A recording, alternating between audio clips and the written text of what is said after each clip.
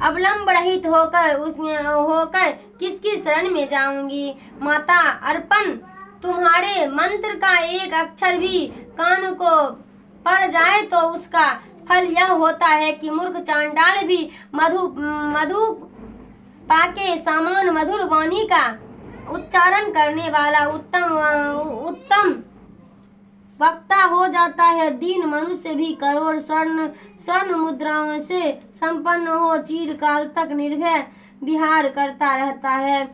जब मंत्र के एक अक्षर के श्रवण का ऐसा फल है तो जो लोग विधि पूर्वक जन्म से लगे रहते हैं उनके जप से प्राप्त होने वाला उत्तम फल कैसा होता है, इसको कौन मनुष्य जान सकता है।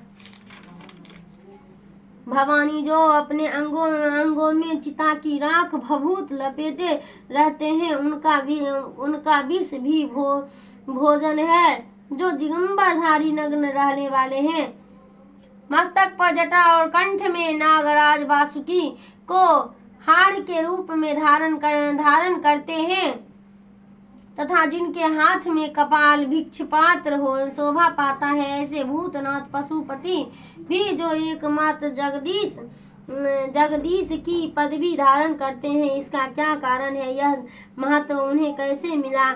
यह केवल तुम्हारे प्राणी ग्रहण की पार्टी का फल है। तुम्हारे साथ विवाह होने से ही इनका महत्व बढ़ जाएगा। मुख में चंद्रमा की शोभा धारण करने वाली माँ, मुझे मोक्ष की इच्छा नहीं है, संसार के वैभव की भी अभिलाषा नहीं है, न विज्ञान की अपेक्षा है, न सुख की आकांक्षा। अतः तुमसे मेरी यही याचना है कि मेरे जन्म मृदानी शिव भगवान इन नामों को जप करते हुए बीते। माँ श्यामा नाना प्रकार की पूजन सामग्रियों से कभी विधि पूर्वक तुम्हारी आराधना तुम मुझसे ना हो सकी। सदा कठोर भाव का चिंतन करने वाली मेरी वाणी कौन सा अपराध नहीं किया है, फिर भी तुम स्वयं ही प्रत्यक्ष करके तुम अनाथ पर जो किंचित कृपा दृष्टि रखती हो, माँ यह तुम्हारे ही योग्य है। तुम्हारी जैसा दयामयी माता ही मेरे जैसे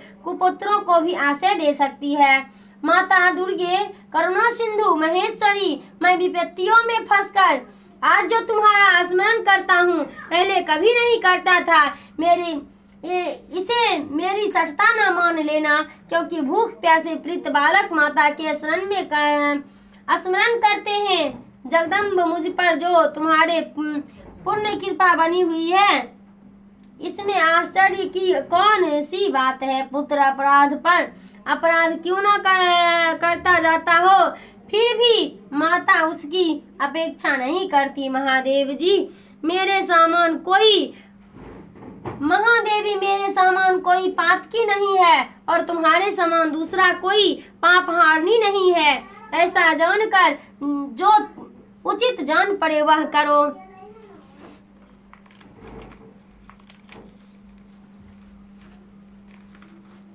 नमो दिव्ये महादिव्ये शिवाय संतत नमः। नमः प्रकृते भद्राय नित्याय प्रणतस्मरन्तामः। रुद्राय नमो नित्याय गौरे धात्राय नमो नमः। ज्योतिषाय चेन्द्रूपेणे सुखाय संतत नमः। कल्याणे प्रणतः वृद्धे सिद्धे कुर्मे नमो नमः। नेत्राय भिन्ताय लक्ष्मी स्वर्णाय ते नमो नमः। दुर्गाय दुर्गपाराय साराय सर्वकारिणे ख्यातः तथैव कृष्णाय धूर्माय संतत नमः। अतिसौम्यात्रोद्राय नतस्तस्ते नमो नमः। नमो जगत् प्रतिष्ठाये देवी कृते नमो नमः। या देवी सर्वभूतेषु विष्णु माया चेति शब्दिता। नमस्तस्यै नमस्तस्यै नमस्तस्यै नमो नमः। या देवी सर्वभूतेषु चेतनार्थी भवते। नमस्तस्यै नमस्तस्यै नमस्तस्यै नमो नमः। या देवी सर्वभूतेषु बुद्धिरूपेण संस्थिता। नमस्तस्यै नमस्तस्यै नमस्तस्यै नमो नमः।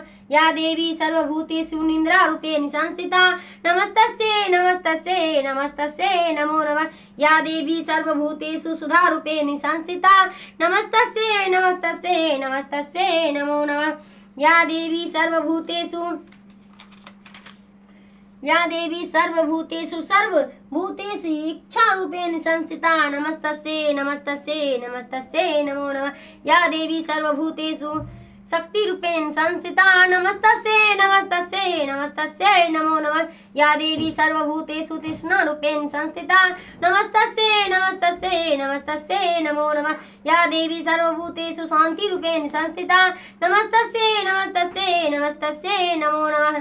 या देवी सर्वभूतेषु जातिरूपेण संस्थिता नमस्तस्यै नमस्तस्यै नमस्तस्यै नमो नमः। या देवी सर्वभूतेषु लज्जारूपेण संस्थिता नमस्तस्यै नमस्तस्यै नमस्तस्यै नमो नमः। या देवी सर्वभूतेषु शान्तिरूपेण संस्थिता नमस्तस्यै नमस्तस्यै नमस्तस्यै नमो नमः।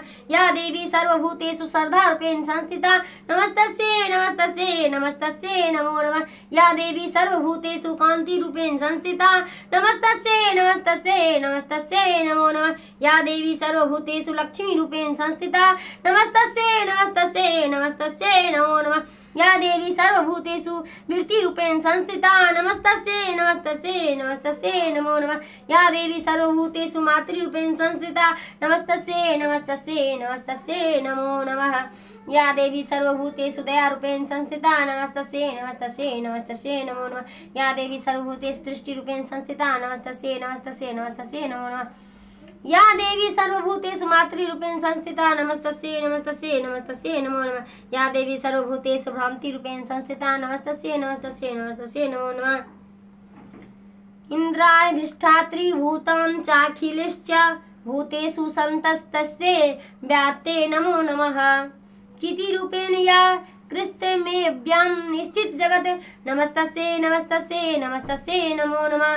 अस्मृते सूर्यः भूमंस्थिताय संतत सूत्रेणाय देनीश सेविताय करोस्तुश्च शुंभ हेतुरेश्वरी शुंभानि भद्राय भिन्नि चापदा या संप्रदाय शोधते त्यापिते रस्व भरीसाश्च सूर्यनेमस्तस्यै या अस्मृता तक्षणमेव हन्तिश्चना सर्वणपदो भक्ति विनम्र भूतेभ्यः। परमेश्वरी, मेरे द्वारा रात दिन सहस्र अपराध होते रहते हैं, यह मेरा दास है, यूँ समझकर मैंने उन अपराधों को तुम कृपा पूर्वक क्षमा करो। परमेश्वरी, मैं आवाहन नहीं जानती, विसर्जन करना नहीं जानती तथा पूजा करने का ढंग भी नहीं जानती, तथा क्षमा करो देवी सुरेश्वरी, मैंने जो मंत्रहीन, क्रियाहीन और भक्तिहीन पूजन किया है वह सब आपकी कृपा से पूर्ण हो। सैकड़ों अपराध करके जो तुम्हारी शरण में जा जगदम्बे कहकर पुकारता है उसे वह गति प्राप्त होती है जो ब्रह्मादि देवताओं के लिए भी सुलभ नहीं है। जगदम्बिके, मैं अपराधी हूँ किंतु तुम्हारी शरण में आया हूँ, इस समय दया का पात्र हूँ, तुम जैसा चाहो वैसा करो। देवी सुरेश्वरी, अज्ञान से, भूल से अथवा बुद्धि भ्रांत होने के कारण मैंने जो न्यूनतम या अधिकतम कर दी है वह सब क्षमा करो और प्रसन्न हो। सच्चिदानंद स्वरूपा परमेश्वरी, जगमाता कामेश्वरी, तुम प्रेम पूर्वक मेरी यह पूजा स्वीकार करो और मुझ पर प्रसन्न हो। देवी सुरेश्वरी, तुम गोपनीय से भी गोपनीय वस्तु की रक्षा करने वाली हो, मेरे निवेदन किए हुए इस जप को ग्रहण करो, तुम्हारी कृपा से मुझे सिद्धि प्राप्त हो। जय माता दी, जय माता दी, जय माता दी, जय माता दी, जय माता दी, जय माता दी, जय माता दी, जय माता दी, जय माता दी। हमारे चैनल को लाइक कीजिएगा, शेयर कीजिएगा, सब्सक्राइब कीजिएगा, हमें अपना प्यार दीजिएगा। मिलते हैं अगले वीडियो में, तब तक के लिए बाय बाय।